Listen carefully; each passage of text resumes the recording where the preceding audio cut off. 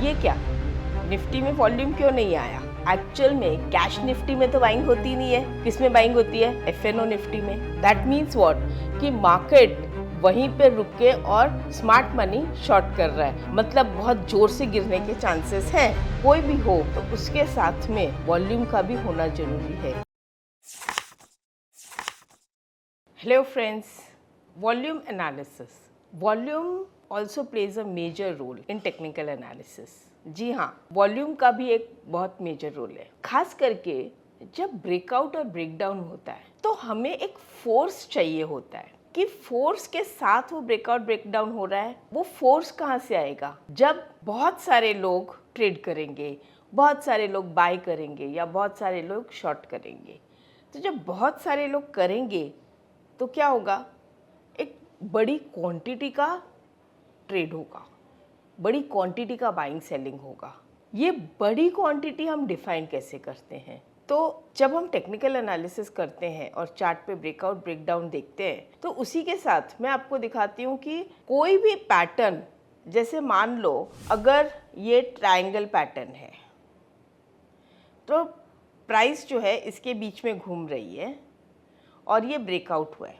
यहाँ पे क्या होता है, वॉल्यूम्स दिखाई देते हैं।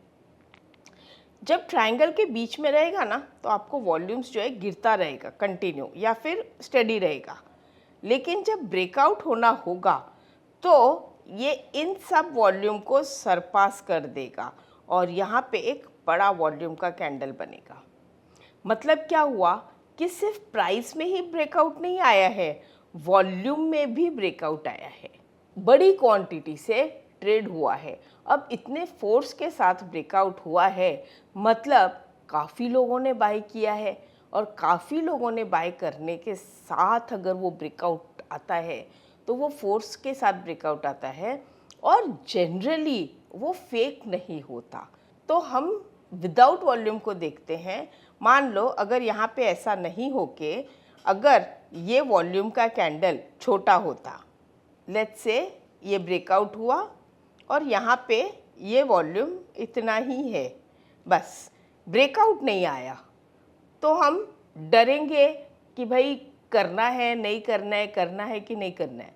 ऐसी सिचुएशन में चलो हम थोड़ी हिम्मत करते हैं। तो हम क्या करेंगे, जितनी क्वांटिटी हमें बाय करनी है उसका सिर्फ 5 या 10% अभी बाय करेंगे। क्यों? क्योंकि वॉल्यूम नहीं है, वॉल्यूम ड्राइड अप है, तो मैं भी बड़ा वॉल्यूम नहीं कर सकती ना, मुझे भी छोटा ही वॉल्यूम करना पड़ेगा।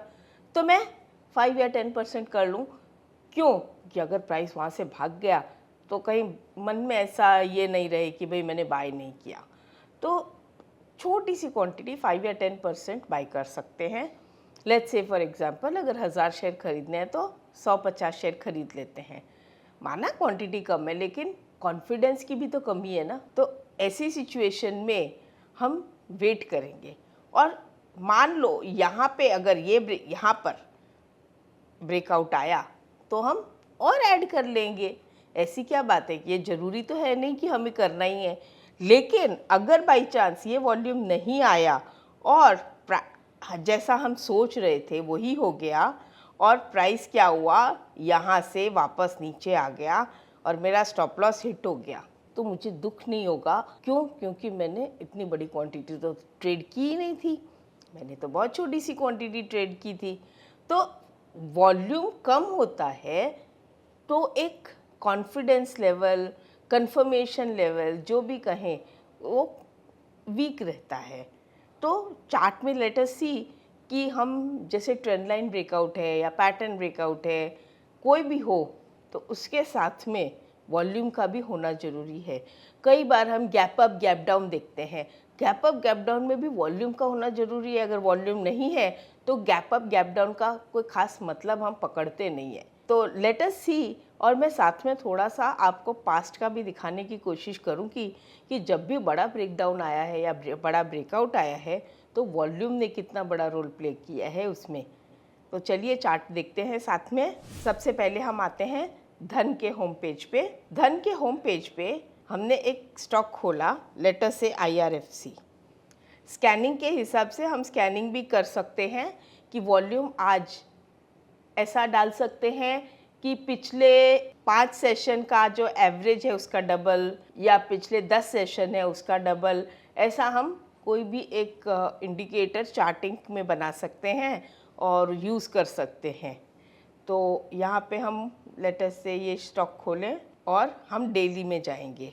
नीचे हमारे पास अभी हाल फिलहाल कोई वॉल्यूम नहीं है, मैं इंडिकेटर्स में जाऊंगी और वॉल्यूम्स ऐड कर दूंगी, वॉल्यूम, और ये आ गया वॉल्यूम।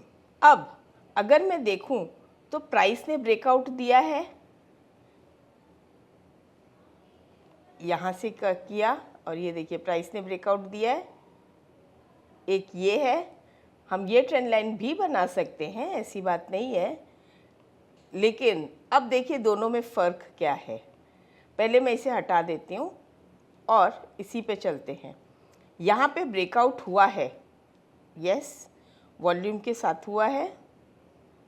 ये ब्रेकआउट में ये जो वॉल्यूम है हम पिछले 10 दिन का लेते हैं, लेट अस से ये वॉल्यूम, तो 1 2 3 4 5 6 7 8 9 10, अगर मैं 10 दिन का लेती हूँ तो क्या आ रहा है उतना?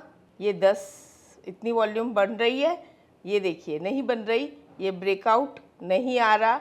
तो यहाँ तक अगर हम देखें तो हमें कोई खास वॉल्यूम नहीं दिखा।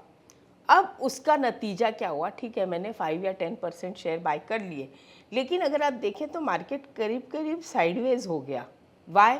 वॉल्यूम नहीं था, फोर्स नहीं था, सिर्फ प्राइस में बाइंग आई थी, प्राइस में एक ब्रेकआउट आया था, तो नहीं आया, करीब करीब वहीं साइडवेज हो गया, लाइन के नीचे बंद नहीं हुआ, मतलब इसका लो भी नहीं तोड़ा, तो मेरा स्टॉप लॉस भी हिट नहीं हुआ। एग्रीड। अब उसके बाद क्या हुआ कि यहाँ से 10 डेज लेते हैं, 1 2 3 4 5 6 7 8 9 10, तो यहाँ के हिसाब से ये हाईएस्ट है। इसको अगर हमने यहाँ पे लिया तो ब्रेकआउट इन वॉल्यूम भी आया है साथ में, इसे चाहेंगे तो हम थिक भी कर सकते हैं। ये सेटिंग्स में गए और इसको थिक कर दिया, हम टेक्स्ट भी डाल सकते हैं, कोऑर्डिनेट्स भी कर सकते हैं, सब जो भी हम चेंजेस चाहें इसमें यहाँ से कर सकते हैं।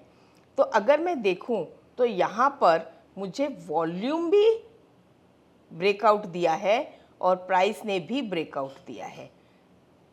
ये बनाया दूसरा ट्रेंड लाइन जो मैंने पहले डिलीट कर दिया था, फिर से बना के देखते हैं कि ये देखिए प्राइस ने भी ब्रेकआउट दिया है और वॉल्यूम ने भी ब्रेकआउट दिया है।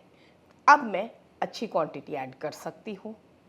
स्टॉप लॉस तो रखेंगे ही, बिना स्टॉप लॉस की ट्रेड नहीं करेंगे। तो वॉल्यूम जो है, कोई भी ब्रेकआउट या ब्रेकडाउन, उसमें एक बहुत ही अच्छा काम करता है। अगर आप इस वीडियो को देख रहे हैं तो आई एम श्योर आप मार्केट्स में सक्सेसफुली ट्रेड करना चाहते हो। अलग अलग टाइप के कैंडलस्टिक और चार्ट पैटर्न समझना बहुत इंपॉर्टेंट है, क्योंकि यही पैटर्न्स आपको सही एंट्री और एग्जिट लेने में हेल्प करेंगे। ज्योति बुधिया मैम ने upsurge.club के टेक्निकल एनालिसिस कोर्स में chart patterns, indicators, trend lines और स्टॉक सिलेक्शन जैसे कई important topics in detail cover किए हैं। According to our 10,000 plus learners, ये आपके ट्रेडिंग जर्नी को फास्ट ट्रैक करने में काफी हेल्पफुल हो सकता है। तो आज ही डिस्क्रिप्शन में दिए गए लिंक पे क्लिक कीजिए और टेक्निकल एनालिसिस सीखिए। Now let's get back to the video. अभी हम देखते हैं निफ्टी।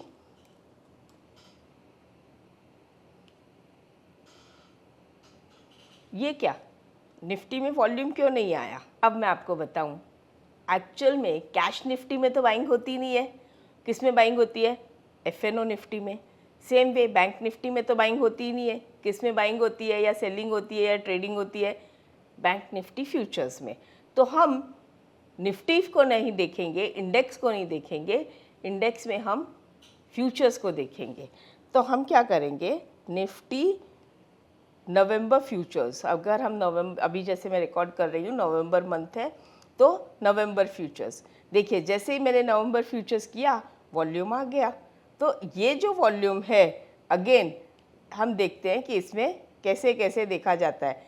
तो वॉल्यूम का ये देख, ब्रेकआउट के साथ में अगर वॉल्यूम बढ़ा है तो ही इसका बड़ा ट्रेड लेंगे, नहीं तो उसमें मूवमेंट में मज़ा नहीं आएगा। कितना कम वॉल्यूम है, बल्कि लो वॉल्यूम में प्राइस गिरा ही है, यहाँ पे आके वॉल्यूम आया है। अब मैं एक और चीज़ आपको दिखाती हूँ। कुछ टाइम बैक में जाके मैं निफ्टी में गई फ्यूचर्स में, और ये है प्री कोविड पीरियड या कोविड पीरियड जहाँ से स्टार्ट हुआ था। और ये देखिए, ये जो ब्रेकडाउन आया, इसमें अगर मैं देखूं 12,000 के आसपास जो ब्रेकडाउन था, यहाँ पे वॉल्यूम कहाँ बढ़ा, यहाँ पर। तो हम वॉल्यूम को बनाने के लिए या वॉल्यूम का ब्रेकआउट देखने के लिए, जैसे मैंने कहा था कि पिछले 10 कैंडल, तो ये हमको हाई वॉल्यूम दिख रहा है, वैसे भी बताने की ज़रूरत नहीं है। 10 कैंडल्स ये देखिए, आपको जब चाहिए ये हॉरिजॉन्टल लाइन बना के रख सकते हैं। इसमें ब्रेकआउट आ गया तो अगर देखेंगे तो एवरेज जो वॉल्यूम है उससे ऑलमोस्ट डबल से ज़्यादा का वॉल्यूम हो चुका है, और ये कंटिन्यू वॉल्यूम बढ़ा हुआ है लेकिन प्राइस टिका हुआ है। मतलब ये तो बहुत ही अच्छी चीज़ मैंने देखी है, ऑब्जर्व की है। स्टॉप लॉस के साथ काम करें। अगर प्राइस ऑलमोस्ट टिका हुआ है, वॉल्यूम बढ़ते जा रहा है, price on the negative side है और वॉल्यूम बढ़ते जा रहा है, दैट मीन्स व्हाट, कि मार्केट वहीं पे रुक के और स्मार्ट मनी शॉर्ट कर रहा है। मतलब बहुत ज़ोर से गिरने के चांसेस हैं। यहाँ तक जो कि 2 मार्च 2020 है, मुझे या किसी को भी ये आइडिया नहीं थी कि इतना ज़ोर से मार्केट गिर जाएगा। और बाद में जो गिरा है market, which was out of control, और बड़ा वॉल्यूम बाद में आया, जो भी हुआ ये देखिए, बड़ा वॉल्यूम बढ़ने के साथ बढ़ा भी है, लेकिन जो फॉल आनी थी वो यहाँ से हमें इंडिकेशन मिल गया। बेसिकली यहाँ से ये देखिए, वॉल्यूम का ब्रेकआउट के साथ में हमें इंडिकेशन मिल गया कि मार्केट गिरने की तैयारी है। और उससे भी अच्छी चीज़, यहाँ पास में साइडवेज ऑलमोस्ट था, और नीचे अगर देखें तो कंटिन्यू वॉल्यूम बढ़ ही रहा था। ये ब्रेकआउट के ऊपर ही, लाइन के ऊपर है, और फिर उसके बाद जब ब्रेकआउट दिया तब तक तो काफ़ी नीचे आ गया था। फ्रेंड्स, ऐसा है कि निफ्टी में मुझे एवरेज से डबल वॉल्यूम मिलना ज़रूरी नहीं है। वॉल्यूम ब्रेकआउट इज़ इम्पॉर्टेंट, क्योंकि निफ्टी या इंडेक्स में ऑलरेडी इतने बड़े बड़े ट्रेड्स होते हैं कि ज़रूरी नहीं है कि डबल हो। अगर मिल जाए तो बहुत अच्छी बात है। चलिए हम ऐसे ही कुछ शेयर्स और भी देखते हैं कि वॉल्यूम का उन पे क्या इफ़ेक्ट होता है। ये हम कैश स्टॉक्स में भी देख सकते हैं, फ्यूचर्स के स्टॉक्स में भी देख सकते हैं, किसी भी स्टॉक में देख सकते हैं। तो लेट्स से हमने लार्सन का स्टॉक लिया, लार्सन, और ये मैंने बना रखा है ऑलरेडी ट्रेंड लाइन। तो यहाँ पे एक ब्रेकआउट जैसा दिख रहा है, तो इसमें हम देखेंगे प्रीवियस 7 डेज हमको ब्रेकआउट दिख रहा है। तो क्या करेंगे, 10 डेज, 1 2 3 4 5 6, ये तो यहीं पे ख़त्म हो गया। मतलब वॉल्यूम ज़्यादा है, उससे कम ये है, दिख रहा है। अगर हॉरिजॉन्टल लाइन बनाऊं तो ये मेरा ब्रेकआउट हुआ क्या, नहीं हुआ। उसका नतीजा ये ब्रेकआउट पे हो गया। ये ब्रेकआउट होने के बाद भी मुझे प्राइस में कहीं कुछ नहीं मिल रहा है, ऐसे का ऐसे साइडवेज चल रहा है। अभी मैंने बताया था ना, विदाउट वॉल्यूम अगर ब्रेकआउट हुआ है तो जो स्पीड हमको चाहिए ना, वो नहीं मिलेगी। तो इसलिए अब हम फिर से एक छोटा सा ब्रेकआउट और देखते हैं, और यहाँ पे हमें एक वॉल्यूम के साथ ब्रेकआउट मिला है, राइट। बताने की ज़रूरत नहीं है, ये ऑलरेडी ये ब्रेकआउट है। ये ब्रेकआउट के साथ जो हमें ट्रेड मिला है, मार्केट ने स्टॉप लॉस हिट नहीं करवाया है और कंटिन्यू ऊपर चलते गया है। ये जो है, हम देखते हैं कि वॉल्यूम का कितना बड़ा रोल होता है साथ में ट्रेड करने के। शॉर्ट में भी हम देख सकते हैं, लॉन्ग में भी देख सकते हैं, बट वॉल्यूम ना हो तो थोड़ा सा मुझे मन नहीं करता ट्रेड करने का, या कॉन्फिडेंस बिल्टअप नहीं होता, ऐसा कह सकते हो। चलिए अभी दूसरा शेयर देखते हैं, कैश का स्टॉक्स। एक ये स्टॉक खोलते हैं, लेट्स सी। और यहाँ पर ब्रेकआउट आया था, इसमें हम एक ब्रेकआउट देखते हैं, ये वाला breakout horizontal, it is a rounding cup type का पैटर्न है। तो वॉल्यूम है, तो थोड़ा इसको हम बड़ा करके देखते हैं क्या वॉल्यूम है। तो वॉल्यूम के लिए भी हम लास्ट 10 डेज़ के लिए, ये ब्रेकआउट वाला कैंडल है, तो 1 2 3 4 5 6 7 8 9 10। तो इन 10 कैंडल्स में इसको भी अगर हम पकड़ें तो कितने दिन का ब्रेकआउट हुआ है, विथ वॉल्यूम हुआ है, definitely I will go for this trade. और फिर मुझे बताने की ज़रूरत नहीं है कि वॉल्यूम बढ़ते गया, मूवमेंट बढ़ते गया, और जब जब भी इसमें ब्रेकआउट्स फर्दर आए हैं करेक्शन के बाद, वॉल्यूम के साथ में आए हैं, प्राइस बढ़ते ही जा रहा है। अगर वॉल्यूम के साथ में नहीं है तो मैं इसे ट्रेड नहीं करना पसंद करूंगी, या फिर जैसे मैंने आपको बताया कि 10-15% या 10%, 5% इतनी छोटी क्वांटिटी ट्रेड करूंगी कि अगर थोड़ा सा स्टॉप लॉस हिट हो भी गया ना तो दुख नहीं होना चाहिए, और कि ये चला नहीं, मेरा पैसा फंस गया और मैंने बड़ी क्वांटिटी ले ली। तो इस तरह से वॉल्यूम जो है बहुत बड़ा रोल प्ले करता है। मैंने तो 2 ही एग्जाम्पल दिए हैं, बाकी के आप खुद भी ट्राई कर सकते हैं। और मैंने टेक्निकल एनालिसिस का कोर्स भी कंप्लीट एक्सप्लेनेशन के साथ में, डिटेल्ड एक्सप्लेनेशन के साथ में upsurge.club पे किया है, उसमें भी आप लॉगिन करके सीख सकते हैं। धन्यवाद।